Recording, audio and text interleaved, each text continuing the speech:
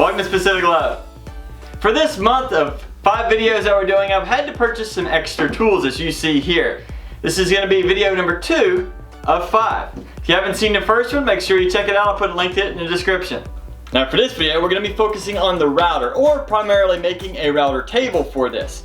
Now I have a bunch of bits that can be used in this router, but to freehand something like this, I have a pretty stable hand, but I guarantee you I couldn't keep it nearly as stable as if I had a router table. So we're going to actually create a router table using this existing shelf. Now this is a 2x4 shelf that actually comes in 2 sections. When it's fully installed, it has 5 shelves that can hold a lot of stuff. But I only needed 1 full shelf over here in this corner, and this half a shelf over here. And so I created this little mobile shelf with the rest of it. In another video, on the bottom of this shelf, I put on a wood frame. Now it seems simplistic enough, but there was a few difficulties putting this together. I also put some caster wheels on the bottom to make it rollable. Now if you're interested in seeing how I put this frame on the bottom of this shelf, I'll put a link to the video in the description. But overall, this has been a very good shelf and a good workbench that I can roll around. As you see, I have a bunch of stuff just thrown on the bottom of it right now. Now the top of this shelf measures exactly 4 foot by 2 foot.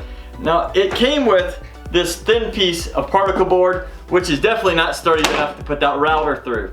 Now, I have an idea. I purchased a 3/4 inch piece of 2x4 plywood, and we're gonna see if by chance it fits on top.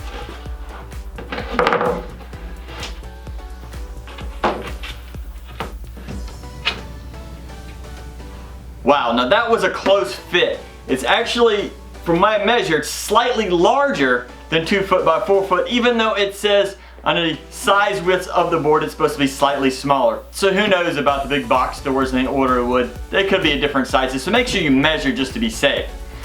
Fortunately, with this shelf, on the corners here, the main support is slightly further out than the main base for it. So it gives me just enough room to set it on top, even though it is slightly, just barely bigger than the board underneath. So that should give us plenty of strength. Now that the shelf is strong enough, let's look at the router.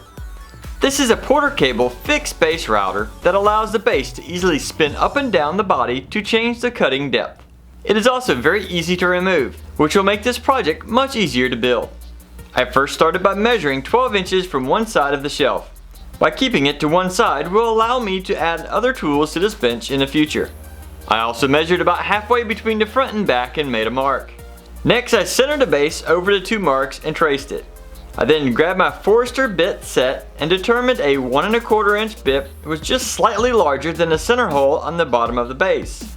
The Forester bit allowed me to drill a clean hole all the way through the plywood. It was not perfect, but much better than a hole saw would have created. I then placed a 1/2 inch straight bit into the router with a depth of about 1/4 inch. And working from the center hole, I slowly trimmed out the wood all the way to the outer circle. I then used a chisel to help clean up any burrs I missed. I then test fitted the router, which turned out to be a tight fit. If you have never used a router, just a heads up, it makes a big mess. I then flipped the plywood over and found that the Forstner bit had created a small issue with the plywood. Fortunately, it was only on the side I planned to have the fence, so this should not be a problem. But I still went over it with my sander and removed any loose pieces. I then centered the plastic part of the base over the hole and marked all 3 of the screw holes. I then used a 1/4 inch bit to make the initial holes and a 3/8 bit for the countersink. The screws that were originally on the router base were not long enough, so I picked up some number 10-24 by 3/4 inch machine screws. I also sanded the top surface before installing the screws through the wood into the base on the bottom. I then measured a rough estimate of the size of the base and transferred that length and width to the particle board underneath. Using a square, I then drew out a clean rectangle. I then used a 3/8 inch drill bit in each of the corners and completed the cut with my new jigsaw. The hole was just large enough to drop the base through. I then test fitted the router and it was a perfect fit. Anytime I needed to change out the bit, I just unclamped the body and it twisted right out.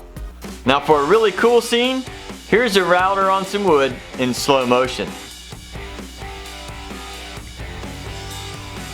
Now for the fence, I did not need anything elaborate, so I chose to use a simple 2x4.